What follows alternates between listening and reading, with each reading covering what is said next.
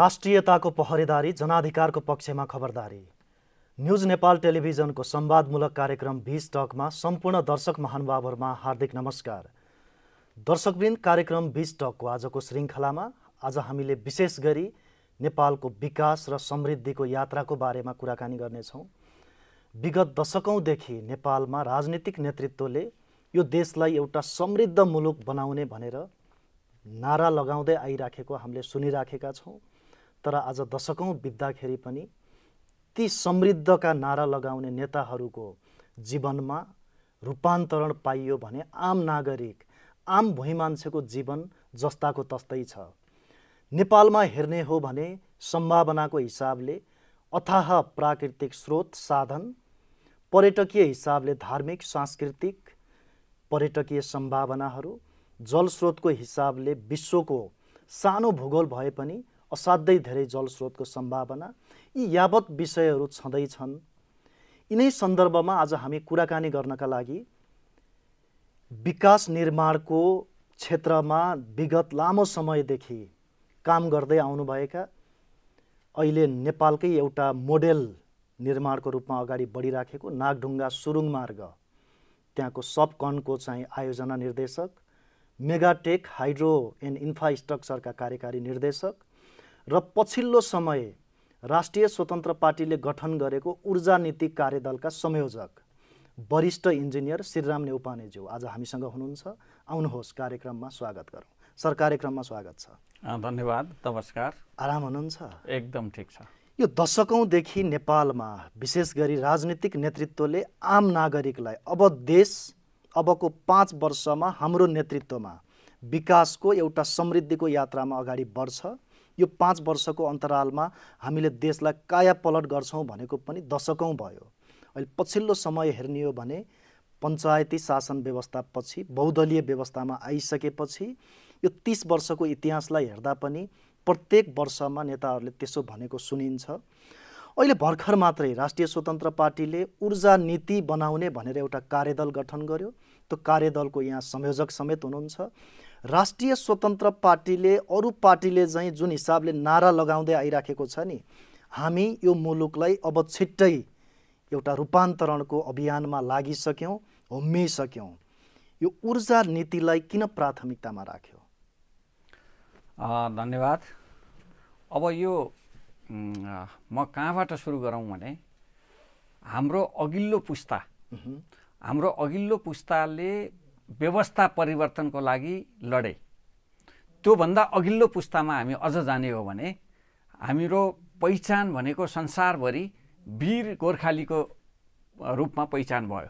त्यो किन भयो भन्दाखेरि त्यति बेला हाम्रा पुर्खाहरूले नेपालमै उत्पादन गरेको खुकुरी खुँडाका भरमा र ढुङ्गा लडाएको भरमा टाकुरामा बसेर अत्याधुनिक हतियारबाट सुसज्जित योद्धाहरूलाई समेत लडाइँमा पराजित गर्न सफल भए। त्यसकारणले वीर गोर्खाली भन्ने भयो। त्यति बेलाको प्रविधि भनेको खुकुरी खुँडाको प्रविधि थियो। त्यो प्रविधिको अधिकतम प्रयोग गरे र आफ्नै बल बाहु जुन हात पाखुरा र आफ्नै बुद्धि विवेकले त्यो विदेशीहरूलाई पराजित गर्न सफल भए र आफ्नो पहिचान राखे भने अबको पुस्ता, हाम्रो यो बिचको पुस्ताले व्यवस्था परिवर्तन गरे। अबको यो अहिलेको वर्तमान पुस्ताले गर्नुपर्ने के हो भने विज्ञान र प्रविधिको जुन अहिले उत्सर्गमा पुगेको छ, यसको प्रयोगको हामी आर्टिफिसियल इन्टेलिजेन्सको समयमा छौँ। यो विज्ञान र प्रविधिलाई भनौँ न सबैभन्दा उत्कृष्ट ढङ्गले उपयोग गर्दै हामीसँग जे छ त्यो प्राकृतिक स्रोतको अधिकतम उपयोग गरेर हामीले चाहिँ विकास र समृद्धिको यात्रा तय गर्नुपर्ने आजको पुस्ताको चुनौती हो। यो जलस्रोतको विषयमा कुरा गर्दा आम विज्ञहरू, जानकार व्यक्तिहरूले पनि भन्छन् नेपालमा जलविद्युतको ठुलो सम्भावना छ भनेर। यहाँले अहिले पछिल्लो समय नीति बनाउने क्रममा अनुसन्धान गर्नुभयो होला, अध्ययन गर्नुभयो होला, आम मान्छेको कुरा सुझाव पनि यहाँले सुन्नुभयो होला। नेपालमा अहिले विद्यमान जुन जलविद्युतका प्रावधानहरू छन्, ऊर्जा आयोजना अगाडि बढाउने सन्दर्भमा जुन प्रावधानहरू छन्, त्यसमा कस्ता खालका समस्या चुनौती देख्नुभयो? अब यसमा के छ भने अब सबभन्दा पहिलो त राजनीतिक समस्या र चुनौती नै देखियो। अब जबसम्म नेता गलत हुन्छन् अनि त्यसपछि नियत गलत हुन्छ, राजनीति समग्र मुलुकको राजनीति नै गलत हुन्छ, तबसम्म जुन हामीले यो हासिल गर्नुपर्ने लक्ष्य जुन हो ऊर्जा क्षेत्रमा, त्यस्तो हासिल गर्नका लागि जुन संयन्त्रहरू हुन्छन्, ब्युरोक्र्याट्स, कर्मचारी, प्रहरी लगायत निजी क्षेत्र, सबै क्षेत्र, अब यो सबै क्षेत्र के हुन्छ भने माथि राजनीति नसंलिन्जेलसम्म त्यो सग्लो हुँदो रहेनछ भन्ने आधारमा एउटा समस्या, प्रमुख समस्या चाहिँ राजनीतिक समस्या देखिएको छ। राजनीतिक इच्छा शक्तिको कमीको एउटा समस्या देखिएको छ भने अर्को अब क्रमशः भन्नुपर्दाखेरि ठुला र जलाशययुक्त आयोजनाहरूको निर्माणमा हामीसँग लगानीको अभाव हुनु र ठुला प्रसारण लाइनको निर्माणमा लगानीका अभाव हुने र अन्तर्देशीय प्रसारण लाइनमा हामी चाहिँ कमजोर हुँदै जाने र प्रसारण लाइन निर्माण, यी ठुला जलविद्युत आयोजना र प्रसारण लाइन निर्माणमा मुआवजाका समस्या, वनका समस्या, जग्गा प्राप्तिका समस्या, रुख कटानका समस्या, यी सानातिना समस्याहरूले गर्दाखेरि जुन चाहिँ कानुनी र व्यवहारिक रूपमा यो चाहिँ अगाडि बढ्न नसकेको अर्को एउटा चुनौती र समस्याको रूपमा छ। र त्यस्तै सर्वसाधारणले गरेको लगानीको सुरक्षाको ग्यारेन्टी र अनि त्यस सँगसँगै यो जुन जलविद्युत आयोजनाको स्वामित्व हस्तान्तरण गर्ने सन्दर्भमा स्पष्ट कानुनी व्यवस्था नहुनु र अर्को यो रोयल्टी बाँडफाँडका सन्दर्भमा र तीन तहको सरकारको बिचमा आइपर्ने विवाद र समन्वय गर्ने संयन्त्रको अभाव र कानुनको अभावको एउटा अर्को त्यो पनि एउटा समस्याको रूपमा देखिएको छ भने अब जलवायु परिवर्तनले जुन जलविद्युत आयोजनामा पार्न सक्ने प्रभावलाई डिजाइनमै हामीले इन्कर्पोरेट गर्न नसकेको अर्को एउटा समस्या छ भने अब यस्तै नेपाल विद्युत प्राधिकरण एउटा मात्रै यस्तो निकाय छ जसले विद्युत प्रसारण, वितरण, सञ्चालन र व्यापारको काम गरिराखेको छ, जसले गर्दाखेरि बजारलाई प्रतिस्पर्धी बनाउनबाट वञ्चित गरेको हो कि अहिलेको सन्दर्भमा भन्ने एउटा त्यो अर्को समस्याको रूपमा। यहाँले यो चुनौतीको कुरा गर्दा जुन अघि वनको कुरा, रुख कटानको कुरा गर्नुभयो, केही समय अगाडि संसदीय समितिमा नेपाली सेनाका प्रधान सेनापतिले फास्ट ट्र्याक अगाडि बढाउने सन्दर्भमा किन ढिला सुस्ती भयो भनेर भन्दाखेरि उल्टो संसदहरूलाई प्रश्न देखाउनु भएको थियो। तपाईहरू संसदमा बसेर यो कस्तो खालको विधान बनाउनुहुन्छ, रुख काट्न सकिँदैन, एउटा रुख काट्नलाई 4 महिना 8 महिना कुर्नुपर्छ भन्नुभएको थियो। केही दिन अगाडि कुलमान घिसिङ जुन नेपाल विद्युत प्राधिकरणको कुरा गर्नुभयो यहाँले, उहाँले समेत वन जङ्गलको विषय, रुख कटानको विषयमा असाध्यै समस्या छन् भनेर भन्नुभयो। यो वास्तविक यथार्थ चाहिँ के हो यसमा? यो यथार्थ नै हो, किनभने कुनै पनि एउटा जलविद्युत आयोजना निर्माण गर्दा 4 वर्षसम्ममा पनि वनको समस्याहरू समाधान नभएर अलपत्र परेका अवस्था पनि छन्। हामीसँग उदाहरण छन्। अब यो मात्रै यो अब यो अहिले पछिल्लो समयमा जुन घटनाक्रमहरू आइराखेको छ र अहिले समस्या सबैतिर यथावत छन्, तर सबैभन्दा तत्काल रूपमा वनको समस्या देखिएको छ, रुख कटानको, स्पेसल्ली रुख कटानको। यो चाहिँ अलि तत्काल रूपमा आइरहेको छ र यी सबै समस्यालाई ऐन कानुन र नीति नियममा परिमार्जन गरेर एकद्वार प्रणालीबाट समस्याको समाधान खोज्नुपर्ने चुनौती अहिले छ। यहाँले निकै लामो समयपछि विज्ञहरूसँग बसेर उहाँहरूको राय सल्लाह सुझाव लिएर जुन ऊर्जा नीति तयार पार्नुभयो, भर्खर मात्रै यहाँले पार्टीलाई पनि बुझाउनु भएको छ। त्यो ऊर्जा नीतिको आवश्यकता किन पर्यो, यसलाई प्रष्ट रूपमा अझ छोटोमा भनिदिनु न। अब यो ऊर्जा नीति सबभन्दा पहिलो कुरो त नेपाल राज्यकै अहिलेसम्म ऊर्जा नीतिमा ध्यान नपुगेको पाइयो र नेपाल अहिले एसियाको सबैभन्दा गरिब मुलुक भएको छ, गरिब मुलुकमा को सूचीमा दर्ज भएको छ र अब यो यही रफ्तारमा जाँदै गर्दा सबैभन्दा संसारकै गरिब सूचीमा पनि पुग्न सक्ने देखिन्छ। अब यो ऊर्जा नीति हामीले किन सुरु गर्यौं भन्दाखेरि, किन आवश्यक महसुस गर्यौं भन्दा देशको समृद्धिको यात्रा तय गर्ने हामीले हरेक क्षेत्र, हरेक तह र तबकालाई नभई नहुने, जस्तै हामीले उदाहरणको लागि कुनै एउटा उद्योग कल कारखाना खोल्नका लागि ऊर्जाको आवश्यकता पर्दछ, सूचना प्रविधिको कुरा गरौँ, कृषिको कुरा गरौँ, पर्यटनको कुरा गरौँ, शिक्षा, स्वास्थ्य, हरेक क्षेत्रमा ऊर्जा नभइकन त्यसको विकास सम्भव छैन। र कतिपय बाहिर आउँछ शिक्षा निशुल्क गर्ने, स्वास्थ्य निशुल्क गर्ने भन्ने कुराहरू आउँछन्। यो सबैको आधार स्तम्भ भनेको ऊर्जा हो। जबसम्म ऊर्जा उपलब्ध हुँदैन तबसम्म हामीले त्यो कुनै पनि लक्ष्य हासिल गर्न सक्दैनौँ। घरको भान्सादेखि यातायातसम्म ऊर्जा नभइकन हुँदैन। त्यसकारणले हामीसँग भएको रिसोर्सेस ऊर्जालाई अधिकतम उपयोग गर्नेतिर ध्यान दिनका लागि यो ऊर्जा नीति बनाइएको हो। एउटा वरिष्ठ इन्जिनियरको रूपमा आफूलाई छवि बनाउनु भएको इन्जिनियर श्रीराम नेउपानेज्यू, एउटा आम मान्छेको जिज्ञासा हुन्छ नि, तपाईँले मेलम्ची सुरुङ मार्गमा प्रत्यक्ष रूपमा काम गर्नुभयो, अहिले लगभग निर्माणको अन्तिम चरणमा रहिराखेको नागढुङ्गा सुरुङ मार्गको प्रत्यक्ष रूपमा निर्देशकको हैसियतमा काम गरिराख्नु भएको छ। त्यहाँ सुरुङ मार्गको विशेष गरी यो नेपालको चाहिँ जलविद्युत आयोजनाको सुरुदेखि अन्तिमसम्म सबै प्रक्रियाको साक्षी बनेर काम गरेका तपाईँसँग अनुभव छन्। यो मान्छे संयोजक भएको त्यो जुन ऊर्जा नीति कार्यदल र विज्ञहरूसहित बनाएको नीति कस्ता लक्ष्य राखे होलान्, उद्देश्य के छन् होला, त्यो आम मान्छेको एउटा जिज्ञासा चासो छ नि, यहाँले छोटोमा कसरी बुझाउनुहुन्छ? अब यस्तो छ, हामीले ऊर्जा नीति निर्माण गर्दा सबभन्दा पहिला त के गर्यौँ भने ऊर्जाको स्रोतहरूको संरक्षण र बहुउपयोग कसरी गर्न सकिन्छ र यसले दिगो विकास र समृद्ध मुलुक निर्माणको आधारशिला यसलाई कसरी तय गर्न सकिन्छ भन्ने सोच ऊर्जा नीतिमा हामीले राखेका छौँ। अब यसको लक्ष्यको कुरो गर्ने हो भने गुणात्मक र परिमाणात्मक लक्ष्य हामी दुईटै निर्धारण गरेका छौँ।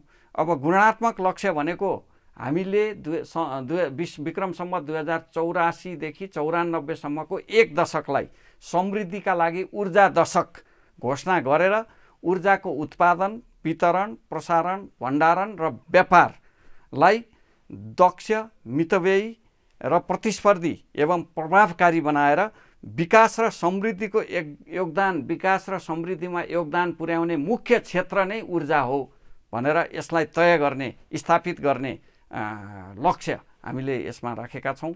र यसको गुणात्मक लक्ष्यको सन्दर्भमा कुरो गर्दा अहिले 3000 मेगावाट हाराहारी बिजुली उत्पादन भइरहेको वर्तमान अवस्थामा यसलाई बढाएर 84 देखि अब हामीले सन् 2050 सम्ममा प्रत्येक वर्ष 2500 मेगावाटको दरले उत्पादनलाई वृद्धि गर्दै खपतलाई पनि सँगसँगै अगाडि बढाउँदै 57,000 मेगावाट बिजुली उत्पादन र 52,000 मेगावाट खपत गर्ने लक्ष्य हामीले राखेका छौँ। यहाँले ऊर्जाको कुरा गर्दाखेरि जुन ऊर्जाशील अवस्थामा आफ्ना कुरा व्यक्त गरिराख्नु भएको छ, नेपालको 110 वर्षको इतिहासमा ऊर्जा उत्पादनको अवस्थालाई हेर्ने हो भने अहिले झन्डै 3000 मेगावाट त्यही हाराहारीमा विद्युत छ, उत्पादन छ। यहाँले प्रत्येक वर्ष 2500 को दरले भन्नुभएको छ। अबको झन्डै 2.5 देखि 3 दशकको अवधिमा 57,000 मेगावाट बिजुली उत्पादन गर्ने भन्नुभएको छ। यो तीव्र महत्त्वकांक्षा भयो नि, यो सम्भव छ? यसमा सम्भावनाका जुन हामीले सम्भावना देखेका क्षेत्रहरू, सम्भावना कसरी देखिराखेका छौँ भने अहिले सबभन्दा ठुलो कुरो मैले अघि भने राजनीतिले प्रभाव पार्छ। यो लक्ष्य हासिल गर्नलाई सबभन्दा ठुलो एउटा की फ्याक्टर भनेको, सूचाङ्क भनेको राजनीति हो। अब अहिले जनमत हेर्दै जाँदाखेरि कस्तो देखिन्छ भने अब जनमत सिफ्ट हुँदैछ, पुरानो प्रवृत्तिको राजनीतिबाट नयाँ प्रवृत्तितिर सिफ्ट हुँदैछ, पुरानो पुस्ताबाट नयाँ पुस्तातिर सिफ्ट हुँदैछ, पुरानो प्रविधिबाट नयाँ प्रविधि अँगाल्नेतिर राजनीति सिफ्ट हुँदैछ। अब यो सिफ्ट हुने क्रममा अहिले धेरैजसो जनसङ्ख्या युवाहरू सबै विदेशिन बाध्य भएका छन्। नेपालको बोर्डर क्रस गरेर विदेशमा गइसकेपछि उनीहरूले बुझेका छन् कि नेपाल किन पछाडि परेको रहेछ भनेर। अब यो सबै कुरालाई मध्यनजर राखेर हामीले आउने 3 वर्षसम्म 84 सम्म यो ऊर्जा नीति बनाउने मात्रै होइन, ऊर्जा कार्ययोजना बनाएर 3 वर्षसम्म व्यापक गृह कार्य गरेर जनतालाई हामी समृद्धि र विकासको यात्राको शुभारम्भ ऊर्जाबाट सम्भव छ भन्ने कुरा जनतालाई बुझाएर अनि 3 वर्षपछि हामीले एउटा जनताको म्यान्डेट लिएर बहुमतको सरकार सहित यो ऊर्जा नीतिलाई कार्यान्वयन गरेर त्यो लक्ष्य जुन छ 57,000 को लक्ष्य हामी हासिल गर्न सक्छौँ र मन्त्री परिषद पहिलो बहुमतको मन्त्री परिषद गठन भएको पहिलो क्याबिनेट बैठकबाटै यो लक्ष्य हासिल गर्ने गरी निर्णय गरेर र अध्यादेशबाट हुन्छ कि केबाट हुन्छ त्यसलाई त्यो लक्ष्य हासिल गर्ने उद्देश्यका साथ हामी अगाडि बढ्यौँ भने र जनताको म्यान्डेटबाट हामी अगाडि बढ्न सक्यौँ भने यो लक्ष्य हासिल गर्न सम्भव छ। हुन त हामी उद्देश्य के लिनु उडी छुनु चन्द्रहेको त्यो स्कुलिङबाट हुर्किएको पढेको अध्ययन गरेका हुन् नि आम नेपाली तपाईँ हामी सबैजना। तपाईँले यो सपना देखिराख्दाखेरि यो उद्देश्य बताइराख्दाखेरि जुन अहिलेको परिवेश छ त्यति सजिलो त देखिँदैन सर। म यसमा स्वीकार छु अहिलेको परिवेश त सम्भव छैन। त्यसैले मैले के भने यो परिवेशको परिवर्तन यो परिवेशबाट परिवर्तन यसबाट बाहिर निस्किन आम जनताले त्यो एकदम प्रतीक्षामा छन् कति सक्दो छिटो बाहिर निस्कन सकिन्छ भनेर। किनभने अघि मैले दृष्टान्त भने व्यवस्था परिवर्तनको आन्दोलन भयो अवस्था परिवर्तनको भएन। जनताले खोजिराखेका छन् अब अवस्था परिवर्तन। अवस्था परिवर्तनको मूल आधार स्तम्भ भनेको हाम्रो देशको ऊर्जा क्षेत्रको विकास नै हो र त्यो विकास गर्न सकिएन भने अवस्था परिवर्तन नारामा मात्रै सीमित रहन्छ। त्यसकारणले मैले अघि भने हामी 3 वर्षको समय यसरी सदुपयोग गर्छौँ कि ऊर्जा नीति मात्रै होइन कार्ययोजना मात्रै होइन र एक्सन प्लान जुन छ त्यो हामीले तयार गरेर डे 1 देखि 84 देखि 94 सम्मको 1 दशकलाई समृद्धिको लागि ऊर्जा दशक घोषणा गरेर काम गर्ने हिसाबले हामीले तयारी गरिराखेका छौँ। अब यहाँले भनेअनुसार यहाँले भने जस्तो वातावरण बन्यो भने ऊर्जा उत्पादन पनि होला मानौँ, तर अहिले 3000 मेगावाट निरन्तर वर्षैभरि नेपालमा ऊर्जा विद्युतको चाहिँ खपत भइरहेको छ। लोड सेडिङ अन्त्य भएको भनेर भनिएको छ। 57,000 मेगावाट बिजुली उत्पादन गर्दा तपाईहरूले खपत गर्ने अथवा चाहिँ योजनाहरू के बनाउनु भएको छ यसमा? अब यसमा यस्तो छ खपतका क्षेत्रहरू हामीले पहिचान गर्नुपर्छ। सबभन्दा पहिला हामीले त्यो पहिचान यो ऊर्जा नीतिमा पनि केही सङ्केत गरेका छौँ र सबभन्दा पहिलो कुरो ऊर्जा उत्पादनको लागत नै घट्ने र खपत नै बढाउने दुवैतर्फ फाइदा हुने गरी हामीले त्यो यो नीतिलाई केन्द्रीकृत गरेका छौँ। उदाहरणका लागि हामीले निर्माण सामग्रीहरू जस्तै पूर्वाधार विकास र ऊर्जा उत्पादन गर्ने निर्माण सामग्रीहरू गिटी बालुवा स्टिल र सिमेन्ट हामीसँग स्वदेशी कच्चा पदार्थ हामीसँग पर्याप्त छ। यो तीनटै चिजको गिटी बालुवाको पनि छ, हामीसँग स्टिल उत्पादन गर्न सक्ने कच्चा पदार्थ पनि हामीसँग छ र सिमेन्टको त अझ कुरा गर्ने भने 90% र मेटेरियल हामीसँगै छ। अब यी 3टा निर्माण सामग्रीका ठुला उद्योगहरू स्थापना गरेर मास स्केलमा प्रोडक्सन गर्न सक्यौँ भने एकातिर विद्युत खपत पनि हुने र अर्कोतिर निर्माण सामग्रीको लागत घट्ने जसले गर्दाखेरि समग्र ऊर्जा उत्पादनको निर्माण भनौँ न जलविद्युत आयोजनाको निर्माणको लागत पनि 20% सम्म घट्न सक्ने तथ्याङ्क हामीले एनालिसिस गरिसकेका छौँ र यसो गर्दाखेरि के हुने भयो भने समग्र जीडीपीको मा कन्ट्रिब्युसन समेत बढ्ने र अर्थतन्त्र समेत बढ्ने अर्थतन्त्रको आकार समेत बढ्न जाने र यही बाहेक निर्माण सामग्री बाहेक विद्युतीय रेलका कुरा आउन सक्छन्, रासायनिक मलको कुरा आउन सक्छ कारखानाको, त्यसपछि विस्फोटक पदार्थ नेपालमै म्यानुफ्याक्चरिङ गर्ने यो उत्पादन गर्ने कुराहरू आउन सक्छ। विद्युत आयोजनामा सबैभन्दा ठुलो समस्याको रूपमा रहेको कुरा चाहिँ विस्फोटक पदार्थ। एक त आयात गर्नै समस्या छ, त्यसको सुरक्षाका कुराहरू नेपालमा यहाँले जुन उत्पादन गर्ने भन्नुभएको छ नि सम्भव छ? सम्भव छ। किन भन्दाखेरि अहिलेको पछिल्लो प्रविधिको विकासले के गरिसकेको छ भने अब यो रासायनिक मल र विस्फोटक पदार्थ यी दुईटै इन्टर रिलेटेड हुन्, एक आपसमा जोडिएका विषय हुन्। अब जस्तै उदाहरणको लागि यसमा के हुन्छ भने युरियाको कुरो गर्ने हो भने हैन CONH2 भनिन्छ यसलाई, यसको केमिकल फर्मुला। अब यो भनेको के हो भने हाइड्रोजन र अक्सिजन पानी हामीसँग सफा पानी प्रशस्त छ। जलविद्युत आयोजनाबाट निस्किएको सफा पानीलाई हामीले हाइड्रोजन इनर्जी उत्पादन गर्न प्रयोग गऱ्यौँ भने त्यो पानीमा भएको हाइड्रोजन र अक्सिजनलाई छुट्याउने प्रक्रिया इलेक्ट्रोलाइसिस भन्छ। त्यसबाट हामीले हाइड्रोजन ग्यास र अक्सिजनमा छुट्याउन सक्छौँ र त्यो हाइड्रोजन ग्यासलाई हामीले के गर्न सक्छौँ भने फेरि हावामा भएको नाइट्रोजनसँग कम्बाइन गरेर त्यसबाट कम्बाइन गरेर हामीले त्यसलाई जोडेर हामी एमोनिया प्रोडक्सन गर्न सक्छौँ र एमोनियामा फेरि हामीले कार्बन डाइअक्साइडलाई कम्बाइन गरेर हामीले एमोनियम नाइट्रेट जुन युरिया मल उत्पादन गर्न सक्छौँ र एमोनियम नाइट्रेट पनि उत्पादन गर्न सक्छौँ। त्यसका लागि हामीलाई चाहिने भनेको प्रमुख नाइट्रोजन, हाइड्रोजन र अक्सिजन, यो तीनवटै चिज, नाइट्रोजन, हाइड्रोजन र अक्सिजन तीनवटै चिज हामीसँग भइसकेपछि यो चाहिँ विस्फोटक पदार्थ भनेको यो तीनटा नाइट्रोजन 35%, अनि त्यसपछि हाइड्रोजन 5% र अक्सिजन 60%, यो तीनटाको कम्बिनेसनबाट रासायनिक मल पनि विस्फोटक पदार्थ पनि सम्भव छ नेपालमा उत्पादन, एकदम सम्भव छ। यो भर्खर मात्रै हाइड्रोजन इनर्जीको कुरा गर्दा नेपाल सरकारले अग्रसरता लिएर हाइड्रोजन इनर्जी 2080 भनेर एउटा नीति पनि ल्याएको छ नि। हो, अब अघि मैले भन्न खोजेको कुरो के थियो भने हाइड्रोजन इनर्जीको सम्भावना अहिले वर्ल्ड वाइड हेर्दाखेरि पनि नेपाललाई अब अहिले खपतका कुरा गर्दा, बिजुली खपतको कुरा गर्दाखेरि एउटा हाइड्रोजन इनर्जीको हबको रूपमा नेपाललाई विकास गर्न सकिने देखिन्छ। अर्को चाहिँ डाटा सर्भर हबको रूपमा नेपाललाई विकास गर्न सकिन्छ। यो रिसर्चबाट पनि, अन्तर्राष्ट्रिय रिसर्च अनुसन्धानबाट पनि के तथ्याङ्कले के भनिराखेको छ भने नेपालमा हाइड्रोजन इनर्जीको अथाह सम्भावना छ र सबभन्दा राम्रो पोटेन्सियल भएको देश र फ्युचर इनर्जीको रूपमा हाइड्रोजन इनर्जी रहेको छ भनेर एउटा रिसर्चले देखाइसकेको छ। अर्को तथ्याङ्क अनुसन्धानले के तथ्याङ्क देखाएको छ भने आइसल्यान्ड पछि, संसारमा आइसल्यान्ड पछिको दोस्रो डाटा सर्भरको लागि सबैभन्दा उपयुक्त स्थान नेपाल हो भनेर अनुसन्धानबाट देखिसकेको छ। किन भन्दाखेरि अब डाटा सर्भरमा संसारमा सबभन्दा बढी अहिले जति बिजुली उत्पादन भएको छ त्यसको 2 देखि 3% बिजुली क्लाउड एउटा डाटा सर्भरले मात्रै कन्ज्युम गरेको छ। त्यस्ता डाटा सर्भर कति हजारौँ लाखौँ छन् संसारभरि। अब त्यो डाटा सर्भर भनेको कस्तो रहेछ भने हामीले कुलिङ सिस्टममा सबभन्दा बढी इनर्जी खपत हुँदो रहेछ।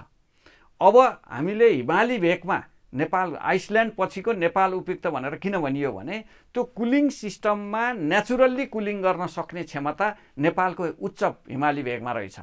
र अर्को कुरो, दोस्रो कुरो के हो भने डाटा सर्भरलाई नहुने भरपर्दो र दिगो विद्युतको प्रवाह हुनु पर्यो। त्यो भनेको वैकल्पिक सोर्सहरू हुनु पर्यो, जस्तो जलविद्युत हुनसक्छ, सौर्य हुनसक्छ, वायु हुनसक्छ र हाइड्रोजन इनर्जी हुनसक्छ। यो तीनवटै वैकल्पिक सोर्सहरू चाहिँ नेपालको हिमाली भेगमा चाहिँ प्रशस्त हुने भएको हुनाले डाटा सर्भरबाट मात्रै हामीले 5000 10,000 मेगावाट सबभन्दा पहिला धमिलिएको राजनीतिलाई सङ्ल्याउनु पर्यो। अन्तर्राष्ट्रिय जगतलाई नेपालमा डाटा सर्भरमा लगानी गर्न उपयुक्त वातावरण छ भन्ने राजनीतिक एउटा स्थायित्व सहितको विश्वसनीय वातावरण बनाउन सक्नु पर्यो र त्यति गर्न सकियो भने डाटा सेन्टरको हब पनि हामीले यसलाई बनाउन सक्छौँ। यो ऊर्जाको खपतको कुरा गरिरहँदाखेरि आज नेपाल लोड सेडिङ मुक्त भयो भन्दा पनि दूरदराजमा अथवा सहरमै पनि आम नेपालीहरू अँध्यारोमा बस्न बाध्य छन्। यो तितो यथार्थ हो। यो ठुला आयोजनाहरू अथवा जलविद्युत आयोजनाहरू सीमित व्यक्तिले आफ्नो कब्जामा लिने, मुठीमा लिने, निजी क्षेत्र अथवा त्यही खालको एउटा गिरोह भनौँ न। यहाँको ऊर्जा नीतिले आम भुइँ मान्छे, आम नेपालीलाई समेट्ने गरी ऊर्जा नीतिले कसरी सम्बोधन गरेको छ? अब यो कब्जा भन्ने शब्द चाहिँ फोर्सफुल्ली, बलपूर्वक लिने कुरालाई भनिन्छ।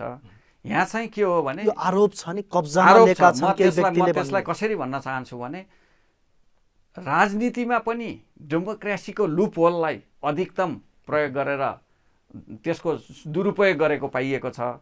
यहाँ पनि कानुनी छिद्रहरू खोजेर अनि त्यो कानुनी छिद्रको भरमा यो जुन जलविद्युत आयोजनाहरू आफ्नो पकडमा राखिएको पाइन्छ। त्यसलाई म कब्जामा नभनौँ, पकडमा राखेको पाइन्छ। अब यसको मुख्य कमजोरी भनेको कानुनी प्रावधान नै हो, नियमन नै हो, भनेको कार्यान्वयन पक्ष नै हो।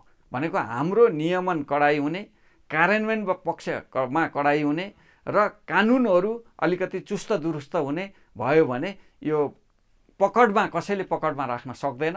तर अब त्यो परिमार्जन हुनुपर्छ र एकद्वार प्रणालीबाट छिटो काम गर्न सक्ने वातावरण पनि बन्नुपर्छ र काम गर्न नगर्नेलाई पेनाल्टी गर्ने र आयोजनाको लाइसेन्स जफत गर्नेसम्मका प्रावधानहरू राख्न सक्यो र त्यसलाई कार्यान्वयन गर्न सक्यो, निष्पक्ष इमान्दार ढङ्गले कार्यान्वयन मात्रै गर्न सक्यो भने त्यो नियन्त्रणमा आउँछ। कोप 26मा सरकारले नेपाललाई कार्बन शून्य उत्पादनमा पुर्याउने झार्ने भनेर अन्तर्राष्ट्रिय रूपमा प्रतिबद्धता व्यक्त गरेका छ। यहाँको ऊर्जा नीतिमा सन् 2050 सम्ममा 57,000 थप ऊर्जा उत्पादन गर्ने र त्यो लक्ष्यमा पुग्ने भनेर यहाँहरूले भनिराख्दाखेरि यो 2.5-3 दशकमा ऊर्जाको माध्यमबाट आम नेपालीको जीवनस्तरलाई हामीले कुन रूपमा कहाँ देख्न सकिन्छ? अब कोप 26को कुरा आयो। कोप 26मा बेलायतमा नेपालले यो सन् 2045 सम्ममा कार्बन उत्सर्जन शून्यमा झार्ने भनेर एउटा प्रतिबद्धता, अन्तर्राष्ट्रिय प्रतिबद्धता जनायो। यो यस्तो प्रतिबद्धता अरू देशहरूले पनि त्यहाँ जनाएका छन्। भारतले 2070 सम्ममा, चीनले 2060 सम्ममा कार्बन उत्सर्जनलाई शून्यमा झार्ने भन्ने प्रतिबद्धता जनाएका छन्। नेपाल सरकार हौसिएर 2045 भनेको हो। अब यसमा के देखियो भने 2045 सम्म कार्बन उत्सर्जन शून्यमा झार्नका लागि नेपालसँग 52,000 मेगावाट ऊर्जा नेपालले खपत गरेको हुनुपर्छ। भनेको अब त्यो 52,000 मेगावाट ऊर्जा खपत गर्न त्यो किसिमको सबभन्दा अघि भने जस्तै राजनीतिक वातावरण हुनु पर्यो, विश्वसनीय वातावरण हुनु पर्यो, सबै ऐन नियम कानुनले ऊर्जा उत्पादन र खपतका दिशातर्फ त्यो सबै त्यसले एउटा ट्र्याक समाएको हुनु पर्यो। यो सबै परिवेशलाई हेर्दाखेरि अलि महत्त्वकांक्षी जस्तो देखियो र अहिले नै हामीले आज नै नारा लगाएर यो 2050 सम्म कार्बन उत्सर्जनलाई शून्य बनाउँछौँ भन्नुभन्दा 3 वर्षको एउटा राम्रो गृह कार्य गरेर, होमवर्क गरेर र यसको कार्यान्वयन कसरी गर्न सकिन्छ त्यसको होमवर्क गरेर र जनताको म्यान्डेट समेत लिएर जनतालाई सुसूचित गरेर बुझाएर सम्झाएर बुझाएर हामी यो तरिकाले समृद्धिको यात्रा तय गर्न सक्छौँ र यो लक्ष्य हासिल गर्न सक्छौँ भनेर जनतालाई नै बुझाएर त्यो फ्रेस म्यान्डेट लिएर 1 दशकका लागि समृद्धिको लागि ऊर्जा दशक घोषणा गरेर त्यो लक्ष्य हासिल गर्न सकिन्छ भन्ने दृढ विश्वास हामीलाई छ। यो अहिले पनि एउटा बजारमा हल्ला छ, निजी क्षेत्रले 1 मेगावाट बिजुली 20 करोडको लागतमा उत्पादन गर्छ, त्योभन्दा कममा पनि उत्पादन गरिराखेका छन्। सरकारी प्रयासबाट हेर्ने हो भने 1 मेगावाटलाई निजी क्षेत्रको भन्दा झन्डै 2 गुणासम्म बढी लागतमा उत्पादन गरेको देखिन्छ। यति धेरै बिजुली उत्पादन गर्नको लागि यहाँको नीतिमा लगानीको जुन कुरा छ नि, लगानीलाई कसरी सम्बोधन गर्नुभएको छ? अब लगानीका कुराहरूलाई हामीले के भनेका छौँ भने देशका यो ऊर्जा दशक समृद्धिका लागि ऊर्जा दशक घोषणा गरेको 1 दशकका लागि देशभरिका सबै तह र तबकाले ऊर्जा क्षेत्रलाई नै विकास गर्ने गरी आफ्नो ध्यान केन्द्रित गर्नुपर्छ भन्ने मान्यतामा हामीले यो ऊर्जा नीति बनाएका छौँ। जस्तै उदाहरणको लागि अब 1 दशकको अवधिमा अब वित्तीय संस्थाहरूले अहिले नेपालका ब्याङ्कहरूले 10% जलविद्युत आयोजनामा लगानी गर्नुपर्ने भन्ने प्रावधान जुन छ त्यसलाई हामीले 10 लाई 20% अब ब्याङ्कहरू मात्र नभएर हरेक वित्तीय संस्थाले 1 दशकका लागि 20% वित्तीय संस्थाहरूले जलविद्युत आयोजनामा लगानी गर्ने र हरेक मन्त्रालयले आफ्नो बजेटको 10% बजेट जलविद्युत आयोजना प्रभावित क्षेत्रमा पहुँच मार्ग, प्रसारण लाइन, त्यहाँको शिक्षा, स्वास्थ्य, पर्यटन, सुरक्षा सबैलाई जुन क्षेत्रमा जसको आफ्नो दायित्व पर्छ त्यसमा लगानी गरेर सबैको ध्यान, निजी क्षेत्र, वैदेशिक लगानी सबैको ध्यान र ब्याङ्कहरूले पनि ब्याज दर 1 अङ्कमा नबढाइकन भन्ने सकेसम्म न्यूनतम ब्याज दरमा जलविद्युत क्षेत्रमा लगानी गर्ने प्रावधान समेत राखेर ऐन कानुनलाई परिमार्जन गरेर अगाडि बढ्यो भने त्यो सम्भव हुन्छ। यहाँले भने जस्तो नेपालका सबै मन्त्रालय, सबै ब्याङ्क जोड्दाखेरि पनि कति पैसा जम्मा हुन्छ? अब यो जब यो यस्तो हुन्छ, एउटा पुस्ताले दुःख नगरिकन अर्को पुस्ताले सुख पाउँदैन भनेको एउटा पुस्ताले स्याक्रिफाइस गर्नुपर्छ। विदेशी लगानीको आवश्यकता पर्दैन? पर्छ, एकदम पर्छ। यो जलविद्युत क्षेत्रमा विदेशी लगानीको आवश्यकता पर्छ। जब एउटा पुस्ताले स्याक्रिफाइस गर्न थाल्छ, इमान्दारीपूर्वक काम गर्न थाल्छ, त्यसपछि विदेशीको आँखा पनि यहाँ पर्छ र विदेशी लगानी ल्याउन पनि हामीलाई वातावरण बन्छ अब एफडिआईका कुरा, हेजिङका कुरा, अनि वैदेशिक सङ्घ संस्थाहरूले आएर जलविद्युत आयोजनामा लगानी गर्ने कुरा, अनि त्यसबाट नाफा डलरमै फिर्ता लिएर जाने कुरा, राज्यलाई राजस्व तिरेर नियमअनुसार प्रचलित कानुनअनुसार त्यो फिर्ता लाने कुरा, यो सबै कुरालाई सहजीकरण गरिदियौँ र लगानी मैत्री वातावरण बनाइदियौँ, निजी क्षेत्र मैत्री र लगानी मैत्री वातावरण बनाइदियौँ भने र त्यो विश्वसनीय वातावरण राजनीतिक हिसाबले स्थायित्व र विश्वसनीय वातावरण बनाइदियौँ भने वैदेशिक लगानीको कमी चाहिँ हुँदैन। अहिले हामी ऊर्जा नीतिको कुरा गरिरहँदाखेरि सिङ्गो ऊर्जा क्षेत्रमा लागेको निजी क्षेत्र जुन अहिले संसदमा विचाराधीन छ नि एउटा विधेयक, विद्युत विधेयक 2080 भनेर, यो विधेयकले हामीलाई निरुत्साहित गर्दैछ, हामीलाई पाखा लगाउन खोजियो भनेर भनिराख्नु भएको छ, गुहार गरिराख्नु भएको छ उहाँहरू। अब यो विधेयकमा दुईटा कुरा मात्रै म भन्न चाहन्छु। एउटा प्रतिस्पर्धाका कुरा, यहाँले जुन निजीको विदेशी लगानी भित्र्याउने भन्ने कुरा गर्नुभयो नि, यो त त्योसँग जोडिएको कुरा हो, एकदम। अहिलेको विद्युत विधेयकले त हाम्रो ऊर्जा नीतिको स्पिरिटलाई म्याच गर्दैन, त्यसलाई क्याच गर्न सक्दैन। त्यसमा एकदम व्यापक सुधार र परिमार्जन आवश्यक छ, त्यसमा कुनै शङ्कै छैन। तीनवटा कुरा मात्रै म उदाहरण दिन चाहन्छु। एउटा त स्थानीय तहको सरकारलाई अधिकार प्रत्यार्जन गर्ने भन्ने कुरा जुन छ, अब हामीले ऊर्जा नीतिमा चाहिँ कसरी सम्बोधन गर्न खोजेका छौँ भने अधिकार दिने, तर उनीहरूलाई पहिला सबल र सक्षम बनाउने, उनीहरूको आर्थिक संरचनागत अनि त्यसपछि प्राविधिक जुन क्षमता हो त्यो क्षमता अभिवृद्धि गरेर उनीहरूलाई सक्षम र सबल बनाइसकेपछि अधिकार प्रत्यार्जन गर्न उपयुक्त हुन्छ भन्ने हिसाबले हामीले प्रस्तुत गरेका छौँ। अर्को कुरो, प्रतिस्पर्धा, खुल्ला प्रतिस्पर्धाबाट जलविद्युत आयोजनाहरू अगाडि बढाउनुपर्छ भन्ने कुरोलाई गरेका छौँ। र अर्को, नेपाल विद्युत प्राधिकरणमा रहेको एकाधिकारपूर्ण जुन वितरण, प्रसारण र व्यापारमा जुन एकाधिकार छ त्यसलाई चाहिँ खुल्ला प्रतिस्पर्धामा लानुपर्छ भन्ने अर्को हामीले त्यसमा सङ्केत गरेका छौँ।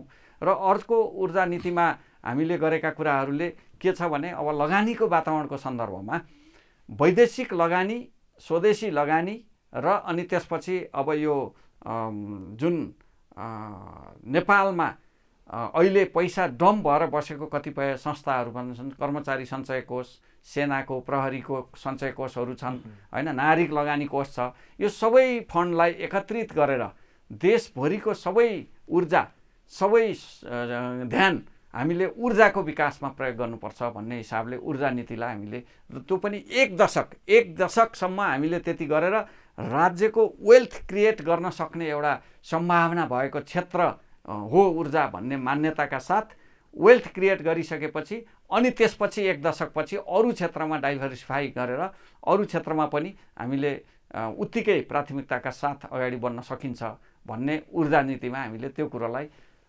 यो नेपालको पानीमा आज मात्रै होइन, धेरै पहिलादेखि हामीले इतिहास पढ्ने हो भने यो 2000 विक्रमसम्म 2000देखि नै भनौँ न, भारतको निकै चासो छ। अनौपचारिक हिसाबले त्योभन्दा अगाडि पनि चासो छ। सुगौली सन्धिदेखि नै उनीहरूको आफ्ना आफ्ना इन्ट्रेस्टहरू छन्। अहिले नेपालले अथवा यहाँले जुन ऊर्जा नीतिको कुरा गरिराख्नु भएको छ, यो नीतिलाई कार्यान्वयनमा अगाडि बढाउनको लागि जुन नजिकबाट भारतले चियाइराखेको छ नेपालको पानीमा, त्यसलाई कसरी सम्बोधन गर्ने, कूटनीतिक प्रयास, राजनीतिक प्रयास, यसलाई कसरी अगाडि बढाउनुहुन्छ? अब यो मैले चाहिँ कसरी बुझ्छु भने नेपालको जुन दक्षिणी भेगको सिमाना पहिलो कुरो त 1/3 बढी पानीले छुट्याएको छ, पानीले सिमाना छुट्याइराखेको छ। दोस्रो कुरो सिमाना खुल्ला छ। तेस्रो कुरो नेपालको 880 किलोमिटर लम्बाइ, उत्तरी भेगको 880 किलोमिटर लम्बाइबाट 40 किलोमिटर चौडाइभित्र 3500 मिटरदेखि 600 मिटरभित्र 6000 नदीनालाहरू उर्लेर बग्ने क्रममा जुन वर्षातको समयमा 225 अर्ब घनमिटर र हिउँदको समयमा 100 घनमिटर पानी जुन तराई हुँदै भारततिर बगिरहेको छ। अब त्यो तराई हुँदै भारततिर बगिरहेको छ एकातिर, अर्कोतिर भारतले आफैले के घोषणा गरिसकेको, के प्रशिक्षण गरिसकेको छ भने अनुसन्धानबाट सन् 2050सम्म भारतमा चाहिँ खानेपानी, ड्रिङ्किङ वाटरको स्क्यार्सिटी भएर धेरै जनसङ्ख्याको मृत्युसम्म हुन सक्नेछ भन्ने प्रक्षेपण भारतले गरिसकेको छ। अब त्यो सन् 2050सम्म हुन सक्ने जुन स्क्यार्सिटी छ ड्रिङ्किङ वाटरको, त्यसलाई फुलफिल गर्नका लागि होइन नेपालको पानीप्रति भारतको चासो रहनु स्वाभाविक हो। यसमा कुनै शङ्का मान्नुपर्ने विषय छैन। तर हामीले नेपालले के गर्नुपर्छ भने त्यसको दुई पक्षीय हित कसरी हुन सक्छ, दुईटै पक्षले त्यसको अधिकतम हित कसरी लिन सकिन्छ, 50 कुर्ने होइन। आजैदेखि 50 सम्मको लागि भारतलाई पनि त्यो पानीको सदुपयोग गर्नलाई सुनिश्चितता कसरी प्रदान गर्न सकिन्छ, हामी पनि आजै कसरी समृद्ध बन्न सक्छौँ, त्यसबाट वेल्थ क्रिएट कसरी गर्न सक्छौँ भनेर हामीले कूटनीतिक प्रयास गर्न जरुरी छ र राजनीतिक प्रयास गर्न जरुरी छ र त्यसबाट सम्भव छ। र हामीले चाहिँ ऊर्जा नीतिमा के पनि सङ्केत गरेका छौँ भने द्विपक्षीय हित हुने गरी कूटनीतिक प्रयासबाट यसको समाधान खोज्नुपर्छ भन्ने लाइनमा, र विशेष गरी तल्लो तटीय सबभन्दा तल्लो तटमा निस्किएको जलविद्युत आयोजनाबाट निस्किएको पानीलाई हामीले हाइड्रोजन एनर्जी अथवा भारतमा निर्यात गर्ने सिँचाइको लागि पनि प्रयोग गर्न सकिन्छ, बहुउद्देश्य आयोजनाको रूपमा प्रयोग गर्न सकिन्छ। खानेपानी, सिँचाइ, उद्योग, कल कारखाना, सहरीकरण सबैमा पानीको आवश्यकता पर्दछ। त्यो पानीलाई अरू उद्देश्यमा अरू प्रयोजनको लागि प्रयोग गर्ने गरी अगाडि बढ्नुपर्छ भन्ने हिसाबले हामीले त्यसमा सम्बोधन गरेका छौँ। र भारतको चासोलाई एक मात्र तरिका के हो भने जबसम्म नेपालको राजनीति, फेरि म राजनीतिमै आउँछु, जबसम्म नेपालको राजनीति तरल रहिरहन्छ त्यति बेलासम्म भारतको चासो बढ्छ र त्यो चासो अनुसारको उसले आफूले बेनिफिट लिने, नेपालले बेनिफिट लिन नसक्ने अवस्था सिर्जना हुनसक्छ। त्यसको समाधानको एउटै उपाय के हो भने अब आउने विक्रमसम्म 2084 को आम निर्वाचनमा कुनै एउटा दलले स्पष्ट बहुमत जनताको म्यान्डेट सहित अगाडि बढेर अनि भारतसँग आँखामा आँखा जुदाएर टेबल टक गर्न सक्ने क्षमता भयो भने अनि त्यसपछि द्विपक्षीय हित र त्यो कूटनीतिले पनि त्यसले सफलता हासिल गर्छ र द्विपक्षीय हित हुने गरी हाम्रो देशको जलस्रोतको अधिकतम उपयोग गर्नेतिर हामी विन विन सिचुएसनमा रहन सक्छौँ। कुनै ठुलो आयोजनामा यदि भारतले आँखा लगायो भने अथवा भारतलाई विद्युतको जरुरत पनि छ, त्यो आयोजना उसको चाहना अनुसार अगाडि बढाउनको लागि नेपालको सरकार परिवर्तनसम्म गर्ने उसले हैसियत राख्छ। अघि मैले सङ्केत गरिसकेँ, जबसम्म त्यो हैसियत भारतको होइन, हामीले सिर्जना गरिदिएको होइन, हाम्रो राजनीतिक परिवेशले सिर्जना गरेको, जबसम्म जनतामा त्यो सचेतना आउँदैन, जनता सचेत हुँदैनन् र एउटा दल जो इमान्दार छ, जो देशको लागि केही गर्छु भनेर अगाडि आछ भिजनका साथ र केही गरेर अरू अन्य दलको तुलनामा राम्रो गरेर आइराखेको छ। अहिले उदाहरणको लागि म राष्ट्रिय स्वतन्त्र पार्टीकै कुरो गर्न चाहन्छु।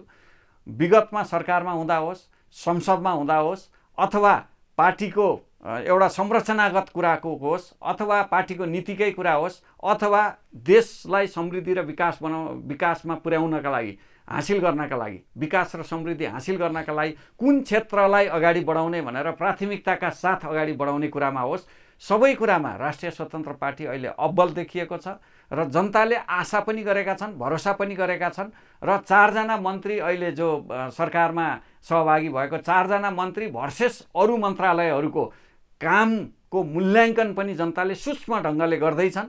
नियत र इमान्दारिताका साथ कसले काम गरिराखेको छ र कसले जनतालाई सेवा दिने सर्भिस डेलिभरीको हिसाबले काम गरिराखेको छ त्यो पनि जनताले मूल्याङ्कन गरेका छन् र यो मूल्याङ्कनका बावजुद अब आउने आम निर्वाचनमा जनताले सचेत ढङ्गले त्यसको परिणाम नतिजा चाहिँ आउनेछ र त्यो नतिजाले चाहिँ यो वैदेशिक हस्तक्षेपलाई पनि निस्तेज बनाउनलाई मद्दत पुर्याउँछ भन्ने। मैले अझ ऊर्जामै केन्द्रित गर्न चाहे। यहाँले पटक पटक उठाइराख्ने कुरा छ सार्वजनिक फोरमहरूमा पनि, अब नेपालको युवा जनशक्ति र नेपालको युवा जलशक्तिको अधिकतम सदुपयोग गरियो भने मुलुक समृद्धिको दिशामा अगाडि बढ्छ।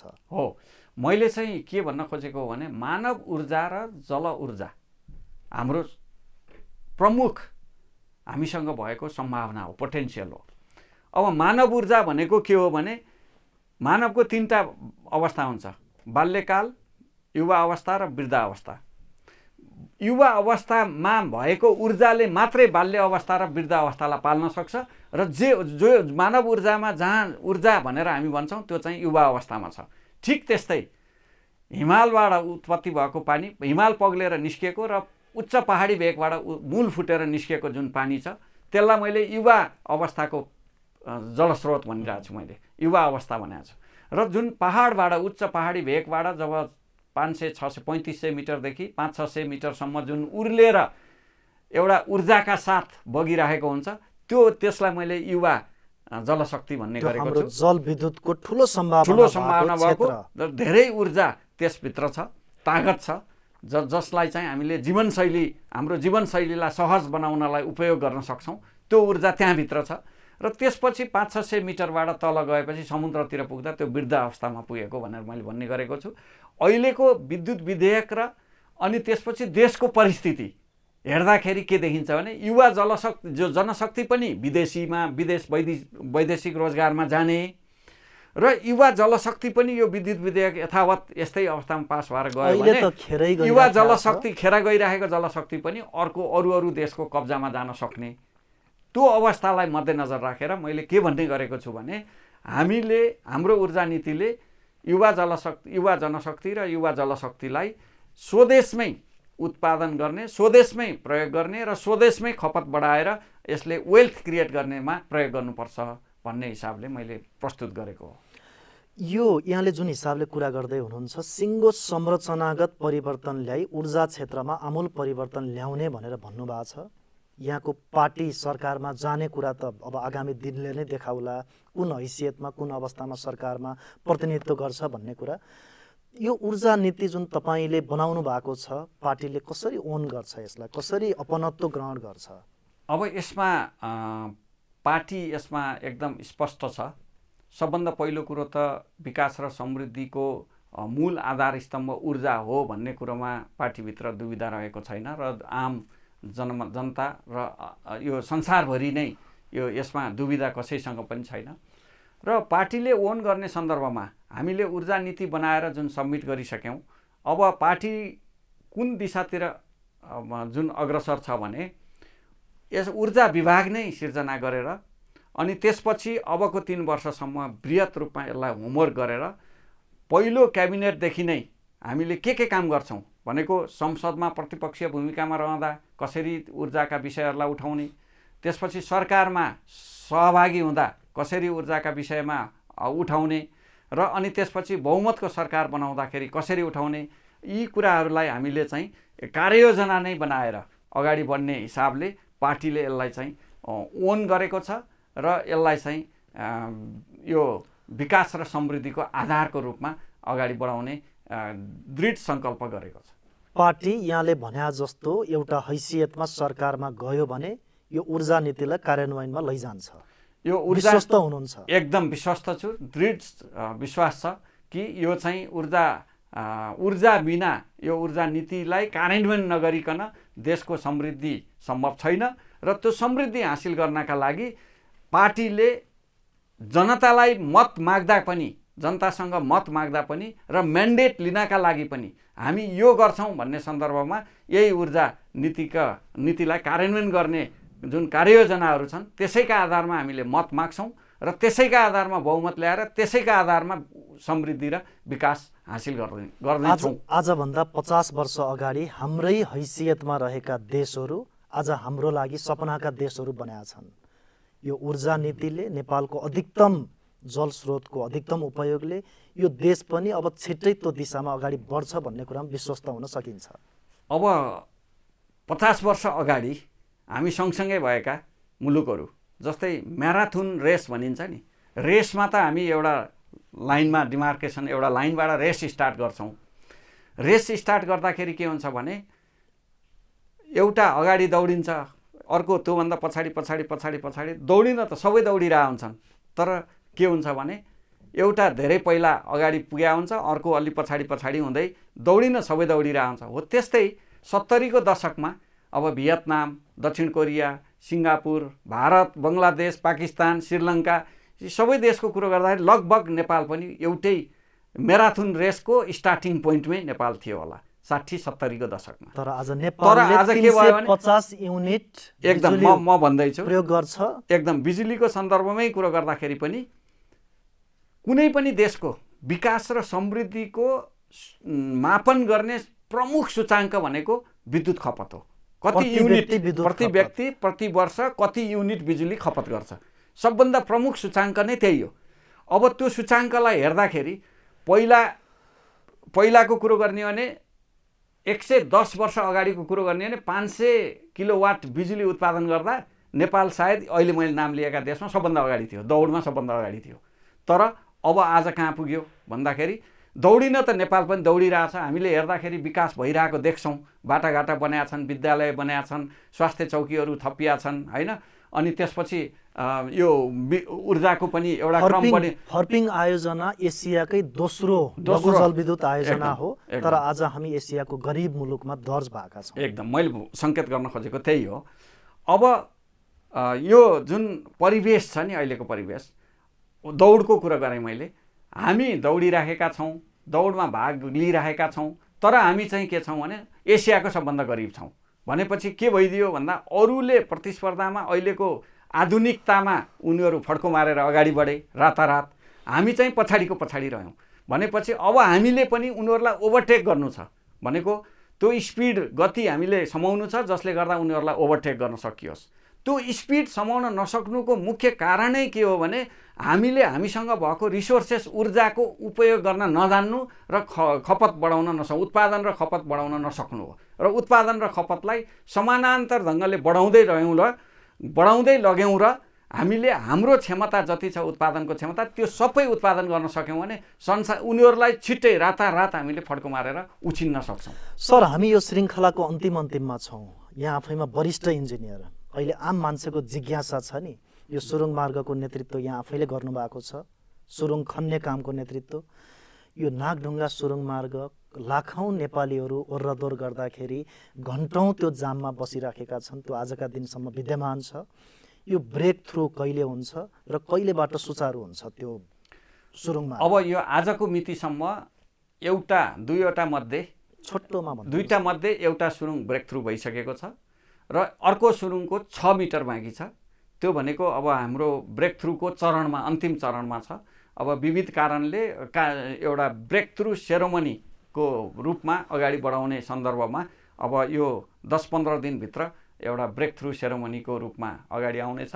र ब्रेक थ्रु भइसकेपछि यो चाहिँ सिभिल वर्क्सको काम सिद्धिसकेपछि अब पर्मानेन्ट लाइटिङ र भेन्टिलेसनका काम र रोड फिनिसिङको काम, बटम रोड फिनिसिङको काम सम्पन्न हुनलाई अरू 6-8 महिना लाग्ने देखिन्छ।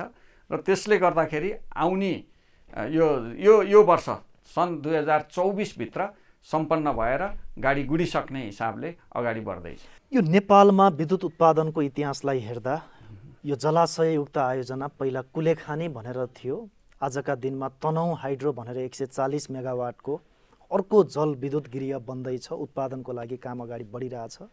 नेपालमा जलाशययुक्त आयोजनाको अवस्थालाई यहाँले कसरी सम्बोधन गर्नुभएको छ? वातावरणीय हिसाबले मैले कुरो गर्नु पर्दाखेरि अब धेरै कुराहरू बाहिर आइरहेका छन्, तर एउटा त्यो लुकेको तितो यथार्थ के छ भने जलविद्युत आयोजना बन्दै जाँदाखेरि जुन ड्याम बाँध बाँधिन्छ त्यो बाँधबाट अधिकतम लाभ कसरी लिने भन्ने तर्फ चाहिँ राज्यको ध्यान नपुगेको जस्तो लाग्छ। जस्तै उदाहरणको लागि अब हरेक रिभर बेसिनमा जलविद्युत आयोजनाहरू बन्ने छन् र त्यो बनेका जलविद्युत आयोजना प्रत्येक रिभर बेसिनको खण्डमा ठाउँमा 3-4 किलोमिटर, 4-5 किलोमिटर, 8-10 किलोमिटरको दूरीमा बाँधहरू बाँधिँदैछन् र त्यो बाँधसम्म पुग्ने एक्सेस पहुँच मार्ग पनि हामीसँग हुन्छ।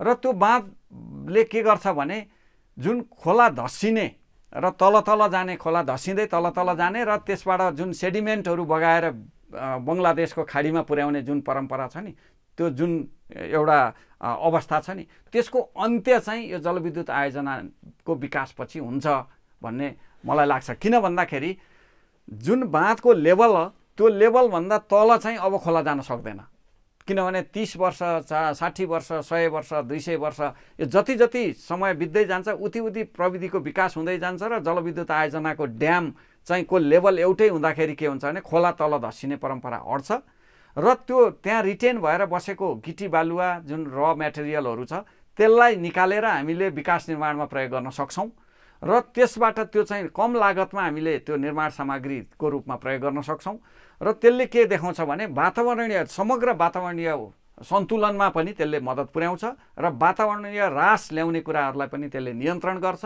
र बगाएर लाने हाम्रो जुन र मेटेरियल ढुङ्गा गिटी बालुवा र मुढाहरू जुन काठ पात पतिङ्गर छ त्यो बगाएर लाने कुरालाई पनि केही हदसम्म नियन्त्रण गर्छ। यो विद्युत उत्पादनको लागि जलाशययुक्त विद्युत आयोजनाको आवश्यकता छ भनेर व्यापक कुरा उठिराखेको पनि छ, तर यहाँले वातावरण संरक्षणको कुरा गरिरहँदाखेरि जलाशययुक्त आयोजनाले वातावरणमा ठुला खालका समस्या ल्याउँछ, जीवजन्तुदेखि लिएर जलचर थलचर सबै विषयमा भनेर वातावरणविदको ठुलो चिन्ता छ। अघि मैले भने साँच्चै माइन्युटली यसलाई अनुसन्धान गर्ने हो भने जलाशययुक्त आयोजना बन्दाखेरि जुन जलाशय हुन्छ त्यो जलाशय जुन जम्मा भएर पानी बसेको हुन्छ त्यहाँ जलचरहरूलाई झन् एकदम सुरक्षित वातावरण बन्न सक्छ। जब बेगले वर्षैपछि बेगले बग्छ नि, त्यो उर्लिएर आउँछ नि, ढुङ्गा गिटी बाटो बालुवा सबै उर्लिएर आउँछ नि, त्यसपछि ठाडो जुन हाम्रो अघि मैले भूगोल भने ठुलो बेगले बर्सातको समयमा बग्ने पानीले त्यो जलचरको स्थिति के रहला, त्यहाँ पानीभित्र हुने जुन जति पनि जलचर हुन्छ तिनीहरूको स्थिति के हुन्छ होला, त्यो भयावह स्थिति हुन्छ। त्यसलाई कमसेकम नियन्त्रण गर्नलाई यो प्रत्येक खण्डमा भएका बाँधहरूले त्यसलाई सहयोग पुर्याउँछ। त्यसलाई मैले चाहिँ त्यसरी बुझेको छु। यहाँको यो महत्त्वपूर्ण समय र संवादको लागि धेरै धेरै धन्यवाद। धन्यवाद। दर्शकवृन्द, कार्यक्रम 20 टकको आजको श्रृङ्खलाको निर्धारित समय सकिसकेको छ। आगामी श्रृङ्खलामा नयाँ विषयवस्तुमा नयाँ अतिथिको साथमा हामी पुनः भेट्नेछौँ।